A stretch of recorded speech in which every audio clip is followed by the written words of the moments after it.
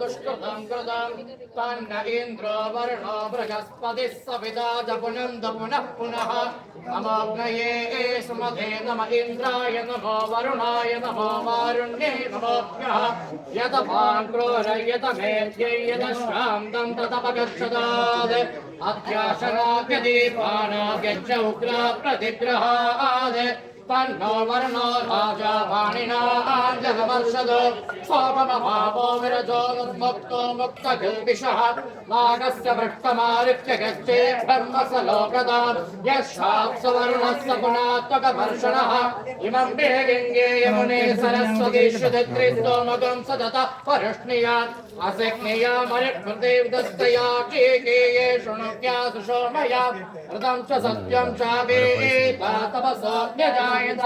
तदोरात्रिजायत ततः समुद्रार्णवः समुद्रादर्णवदति संवत्सर अजायत अहोरात्राणि विदधत् विश्वस्य वृषदो वशे सूर्या चन्द्रमसो धाता यत पूर्वमकल्पयत् दिवं च पृथिवीं चान्तरिक्षमुदोऽसुवः यत्पृथिव्यागं रजस्वमान्तरिक्षे विरोधसे हिमागंस्तधावो वर्णः पुनात्मकमर्शनः पुनन्दु वसवः पुनातु वर्णः पुनात्मकमर्शनः एष भूतस्य मध्ये भुवनस्य गोप्ता एष पुण्यकृता लोकानेष मर्त्योर्हिरण्मयम् ध्यावा पृथिव्योर्हिरण्मयगश्शब्दशतकं सुवः सनसवस्तकं शशाति आग्रं ज्वलति ज्योतिरहमस्मि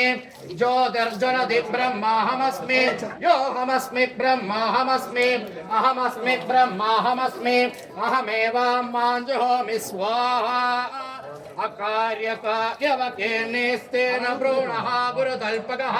वर्णोपामगमर्षण तस्मात् पापा प्रमुच्यते रजोमो विस्त्वमागं रोदयस्व प्रबुधं दिधीराः